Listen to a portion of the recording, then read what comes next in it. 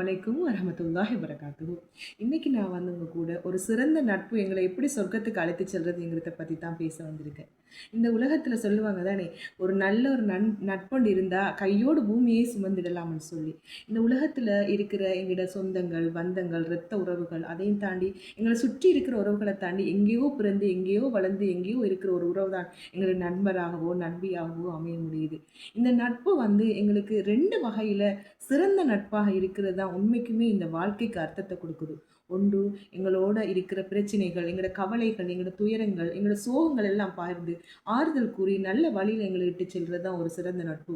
அதோட நாங்கள் வந்து நட்புன்னு நினைச்சிட்டு இருக்கோம். எப்பவுமே ஃபன் பண்ணிட்டு, எப்பவுமே ஜொலியா, எப்பவுமே சிரிச்சிட்டு, ஓகே இதான் நட்பு, இதான் ஃப்ரெண்ட்ஷிப் பண்ணி அரட்டை அடிச்சிட்டு இப்படி திரியிறது தான் அங்கே நட்புன்னு நாங்கள் நினைச்சிட்டு இருக்கோம். அதில் உண்மையான நட்பு. நாங்கள் ஒரு தவறு செய்யக்குள்ள, நாங்கள் ஒரு பிள்ளையான பாதையில் செல்லக்குள்ள, நாங்கள் ஒரு தவறான வழியில் செல்லக்குள்ள, நீ இதை செய்யாத, இது தப்பு, இது பிள்ளைன்னு சொல்லி எங்களுக்கு முகத்துக்கு முகத்துக்கு நின்று அதை சுட்டி காட்டி அந்த தவறுல இருந்து எங்களை மீட்டெடுத்துட்டு வருது. இதுதான் உண்மையான ஒரு சிறந்த நட்பு. இப்படியான 2 வகையான நண்பர்களை நாங்கள் எங்களோட அருகில வச்சுக்கணும். ஒன்று, எங்களை தவறுல இருந்து பாதுகாக்கிறது. இன்னொரு, எங்களோட கவலைகளையும் கஷ்டத்திலையும் எங்களோட சோகத்திலையும் எங்களோட தோளோடு தோள் நின்று இருக்கிற ஒரு தோழமை தான் உண்மையான நட்பு. இந்த உடல்ல எவ்வளவுக்குமே இந்த தோல் எங்களை போர்த்தி ஒரு அழகையும் பொலிவையும் தோற்றத்தையும் எங்களுக்கு இந்த ஒரு தோல் கொடுக்குதோ, அதே போலதான் ஒரு தோழமையும் எங்களோட வாழ்க்கைக்கு அழகையும் பொலிவையும் தோற்றத்தையும் கொடுக்கக்கூடியதாக இருக்குது. அதுதான் தோழமை. தோளோடு தோள் நின்று எங்களை வாழ்க்கையில தோளோடு தோள் நின்று எங்களோட வாழ்க்கையில உயர்த்தி விடுறதாங்க தோழமை.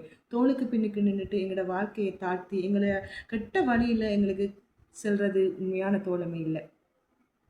அதுக்குத்தான் சொல்லுவாங்க இல்லையா பெரியவங்க, உங்களை பற்றி அறியணும்னு சொன்னால் உன் நண்பனை பற்றி அறிஞ்சாலே போதும், நீ யாருங்கிறத தெரிஞ்சு கொள்ளலாம்னு சொல்லி.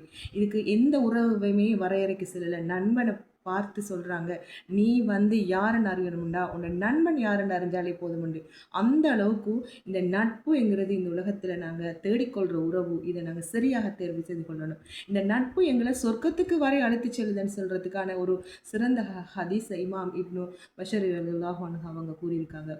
ஒரு நபர் சொர்க்கத்துக்கு போறாரு. அல்லாஹ் கேட்கிறார், இந்த சொர்க்கத்துல நீ திருப்தி அடைஞ்சிட்டியா, எல்லாம் உனக்கு கிடைச்சிட்டா, அல்ஹம்துலில்லாஹ், எனக்கு எல்லாமே இங்க இருக்கு, எல்லா சந்தோஷங்களும் இருக்கு, எல்லாத்தையும் நான் அனுபவிச்சுட்டு இருக்கேன். ஆனா நான் இங்க ஒரு ஆளை தேடிக்கொண்டிருக்கேன், அவர் இங்க இல்லை, என் நண்பனை காணல, நான் அவரை தான் தேடிக்கொண்டிருக்கேன்னு சொல்லி அந்த பெரியவர் சொல்றாரு. சொர்க்கத்துல இருந்துட்டு உடனே அந்த அவர் யார் என்று கேட்கக்குள்ள அவர் நரகத்தில் இருக்கிறார். உடனே அவர் நரகத்திலிருந்து அழைத்து செல்லப்பட்டு சொர்க்கத்துக்கு அழைத்து செல்லப்படுகிறார்.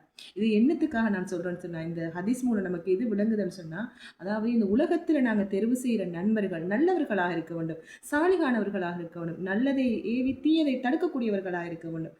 எங்களுக்கு வந்து நல்ல விஷயங்கள் சொல்லக்கூடிய ஒரு மொத்தினாகவோ, ஒரு சாலிகான பெண்மணியாகவோ, இல்லை சாலிகான ஒரு ஆண்மணியாகவோ, இல்லை ஒரு பெரிய ஒரு இடத்துல இருக்கக்கூடியவங்களாக இருக்கணும். இப்படியானவர்கள் சொர்க்கம் நுழையும் போது உங்களையும் அழைத்து செல்வார்கள். நல்ல நண்பர்கள் உங்களை சொர்க்கம் வரை அழைத்து செல்லும்ங்கிறதுக்கான உதாரணத்தை இந்த ஹதீஸ் அழகாக எடுத்து காட்டுகிறது. அந்த நேரத்தில் இந்த நரகத்தில் இருக்கிறவங்க சொல்றாங்க, எங்களுக்கு இப்படி ஒரு நட்பண்டு கிடைச்சிருந்தா, நாங்களும் உலகத்திற்கு போற வாய்ப்பு எங்களுக்கு கிடைச்சா, நாங்களும் இப்போ ஒரு நட்பண்டை தெரிவு செஞ்சு நாங்களும் சொர்க்கத்துக்கு வந்திருக்கலாமே என்று யோசிப்பாங்க. இந்த அளவுக்கு ஒரு நட்பு ஒரு சொர்க்கத்துக்கு கூட அழைத்து செல்லுதுங்கிறதுக்கான ஒரு சிறந்த உதாரணம் தான் இந்த ஹதீஸ் மூலம் எங்களுக்கு தெரிய வருகிறது.